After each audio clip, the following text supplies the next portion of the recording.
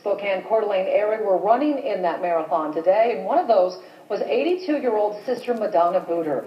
She is Spokane's very own Iron Nun. She's completed many marathons and triathlons. Now, we checked her status on the marathon's website. It appears that she was about 10 miles away from the finish line when those bombs went off. And tonight, we understand that she is doing just fine. Also joining us now from Boston live tonight is a Spokane man and runner in that race, Rene. Can you hear me, Rene? Yes, I can. Thanks for joining us tonight. How long after you finished the race did the bombs go off? Because we understand you finished before. Okay, I believe, so I finished around 3:15, and I've heard that it's about 4:05, so about 45, 50 minutes after I finished is when I believe it happened. So where were you when the explosions went off? We were actually just leaving the area. We were at the subway when the explosions went off, and people were running into the subway and saying there was an explosion, you know, that they were actually there, and were very shaken up. Sure. You didn't hear anything? Yeah, we heard the explosion. You did hear the blast? From the subway, yeah. What'd you think when you heard it?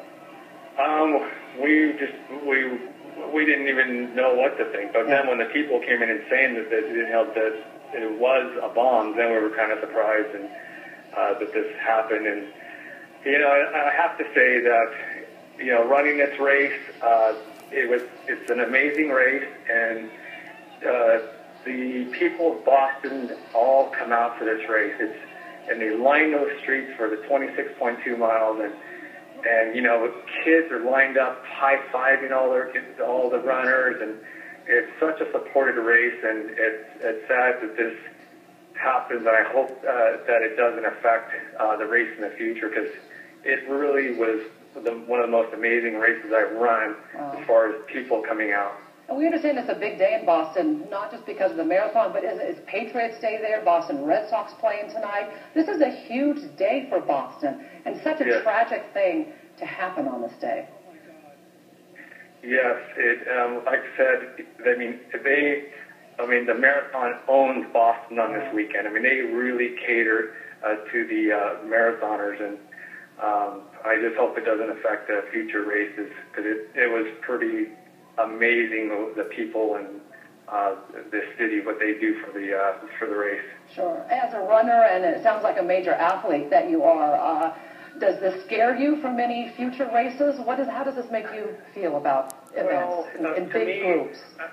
As a racer, I haven't really thought about it, but to me, it wouldn't prevent me from racing again. But I have to say, as a spectator, you know, being in those bleachers, because, you know, my wife was walking behind the bleachers, and she said it was so packed, you know, she had to just go to like 10 feet. It took her like 10 minutes.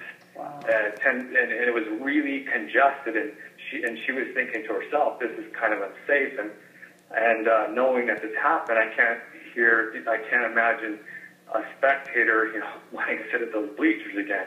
Sure. I'd be more, you know, that's what I would be more concerned about. Very, very scary. Well, Rene, thanks for joining us tonight. We're glad you and your wife are safe, and safe travels back to Spokane. Thank you. Mm-hmm.